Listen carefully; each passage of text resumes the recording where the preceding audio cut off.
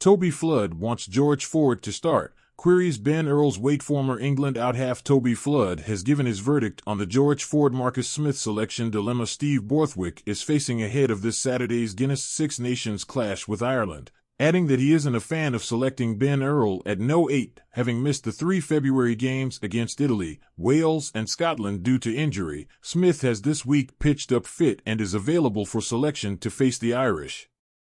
His return to rude health is timely given the difficulties Ford encountered as the England No-10 in the 21-30 round 3 loss away to the Scots. However, Flood reckoned Borthwick should stick with Ford to start against Ireland rather than omit the player who was England's first-choice out-half last month. Speaking to Lucky Block, Flood said, "George didn't have a great game in Scotland, but it is difficult for a fly-half when your team is turning over the ball that many times. You can't control the rhythm and the tempo of the game because it is so stop-start and you are gifting the opposition possession.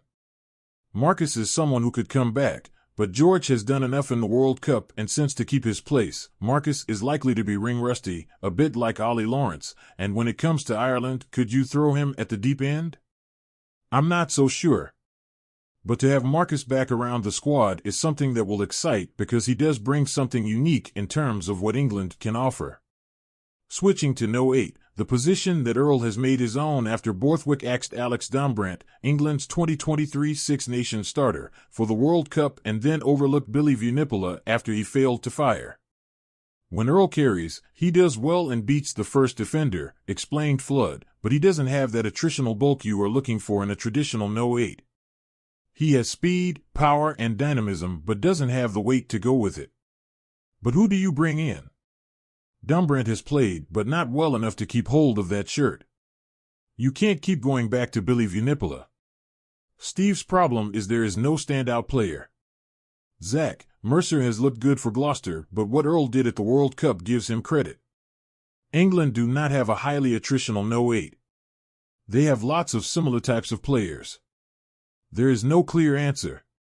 It is unlikely Borthwick, with his conservative nature, will change anything much, but it's right that people are questioning England's back row balance because with all their capabilities and resources with the number of players they have, they should be better but they are dysfunctional."